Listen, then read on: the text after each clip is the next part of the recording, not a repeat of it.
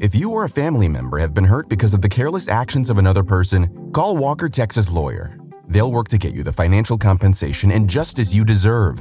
They have 40 years of experience, and you don't pay unless you win. Call 713-881-9653 today for a consultation or go to walkertexaslawyer.com. Oh, Brad, what have you done now? Broadcasting live from Houston, Texas, and around the world. TV host, best-selling author, and radio personality Brad Gilmore brings you a collection of conversations with stars from movies. Matthew McConaughey. Brad Gilmore. Mark Wahlberg. Hey, how are you? The legendary Mr. Christopher Lloyd. Christopher, how are we doing? Well, I'm doing good. Great introduction. Television. Jimmy Fallon joins us this morning. Jimmy, how you doing, my friend? Good morning. Thank you so much, Brad, for having me. I appreciate this, bud. Kelly Ripa. Brad, thank you for having me. Comedy. Jay Leno joins us. Jay, how you doing? Hey, Brad, what's going on? Chris Tucker is in the building. Chris Tucker, good morning to you. Hey, Brad. Good morning to you. How are you? Gabriel Fluffy Iglesias. Good morning. Music. Lola Monroe. Thank you. Thank you for having me. The legendary frontman of AC/DC, Brian Johnson, joins us right now. Brian, how you doing? Good morning, Brad. What lovely to talk to me, funny lad. Grammy Award winner Maya joins us. How are you? And more.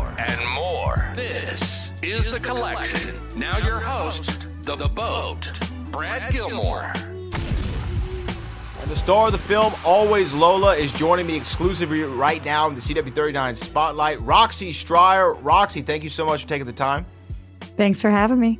Well, let's talk about the film, Always Lola. For those who don't know or maybe have not seen the trailer, can you explain what the story of the film is? Yeah, it's a coming of age story about kids dealing with grief.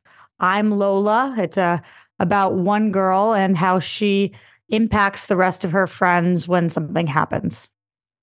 Now, this film came out to a lot of critical acclaim. A lot of people really love this movie. How did you become involved in it? How were you attached to this film? I was initially at a table read for this, and I was just sitting there thinking, wow, it would be such a dream, but never are you involved in a table read where you're reading a script and then you actually get to play the role. And that was 3 or 4 years later. So it was kind of unbelievable how it came to be. I knew Jeffrey Crane Graham, the director, the writer. I had known him from working at AfterBuzz TV. We had produced together for a hosting company. And I think he says he had me in mind the whole time, but he sure put me through the ringer to get the part anyway.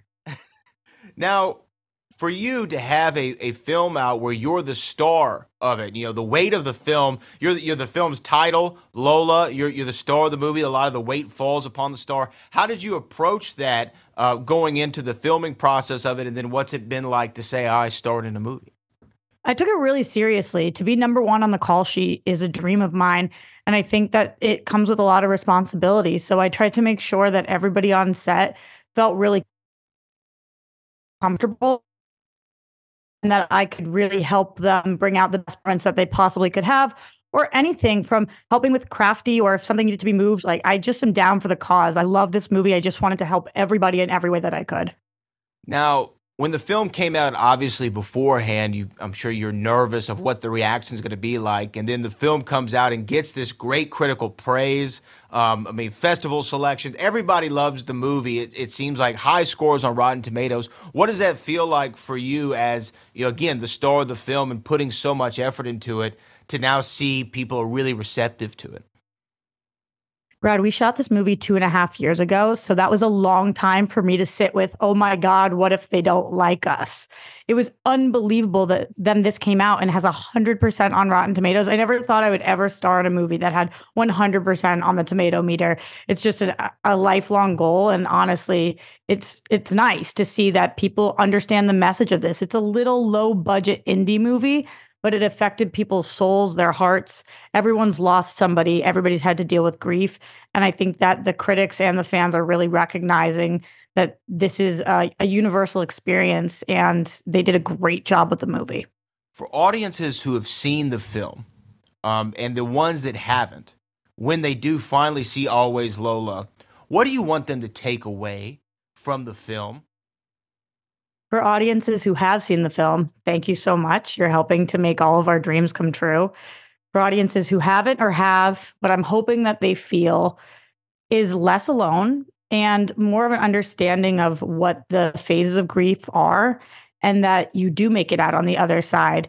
I think that sometimes when you lose somebody, you don't know if you're ever going to be okay again. And then at some point, instead of having this hole that you're just trying to fill all the time with anything around you, you realize that hole does get filled with the memories of somebody, the lessons that they did teach you, everything you can do moving forward with that person in mind. And I think that this movie does a great job of showing that life does go on no matter what happens.